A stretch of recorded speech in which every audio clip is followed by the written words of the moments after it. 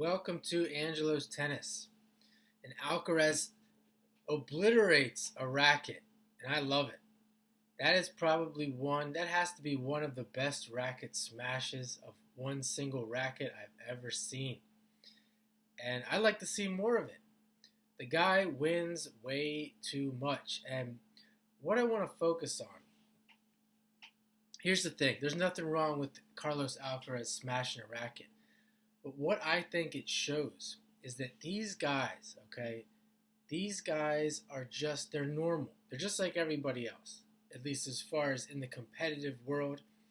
I lose, me personally, I have lost way more than Carlos Alcaraz. I can tell you that. And most people can relate. Most people have lost way more in tennis than someone like Carlos Alcaraz.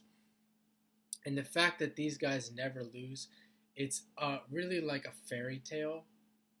It's a fairy tale story. I'm not even sure how real it is. I don't know how deep I'm going to go into it. But they work their way up. Okay, like a Carlos Alcaraz works his way up and he gets into this small pool. He gets in this tiny little world of, say, 50 to 100 players for the most part. And that's the world that he exists in. That's the pool or the ocean that he exists in. And just like in any other area of tennis, any other world, you have like 100 to 200, you have the 4.0 world, the 4.5, the California section, the Florida section, the whatever section. These are all little pockets in tennis that people exist in. And I would put Carlos Alcaraz and a lot of these guys that are never losing in this same area, because they exist in all these different pockets. There's people that never lose, and he's probably one of those guys, along with some of these other top players like Djokovic, etc. They hate to lose so badly. They absolutely hate it. And if you ever played one of these players that absolutely hate, I mean, most people hate to lose, but these people, they would rather die. They would rather die than lose a sporting event, or specifically a tennis match. Seriously.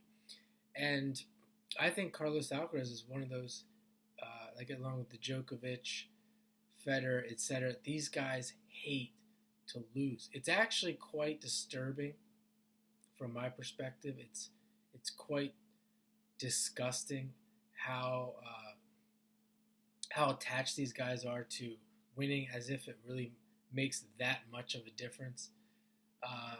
I have seen. I mean, I know people that, this is my perspective, that I know people in local areas that will avoid losing. They will stay in their little world because they don't want to lose. Actually, I could speak on this a lot longer, but just in other areas of life, they will not venture out to lose. It's like let's say like the guy that plays, you could say like 3-5, 4-0, whatever, and he's in his little world and he wins all of his matches at that level, and he just stays there. And a lot of times in the local area, it's not even their fault. There's no one to play, no one, because as you get higher up, guys, they don't play like even the 5-0s. You see these people who are that play Division I college. Like in my area, 5-0 is very weak. They just disappeared. There's no one to play.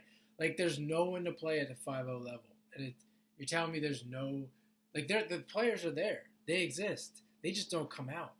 And I think part of the reason is because they're not playing all the time and they know they have a chance to lose. So why bother playing tennis at all? Like, that's how bad these people hate losing. And you see with the pros, they would do the same thing. It's like, these guys could keep playing tennis. They could keep playing tennis. They don't. They don't want to, because once they get out of form, once they stop playing every day, they don't want to play.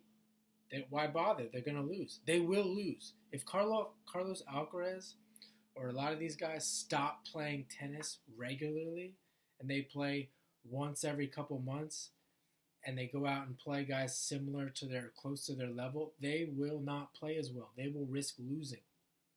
They don't put this much attention and focus on what they're doing.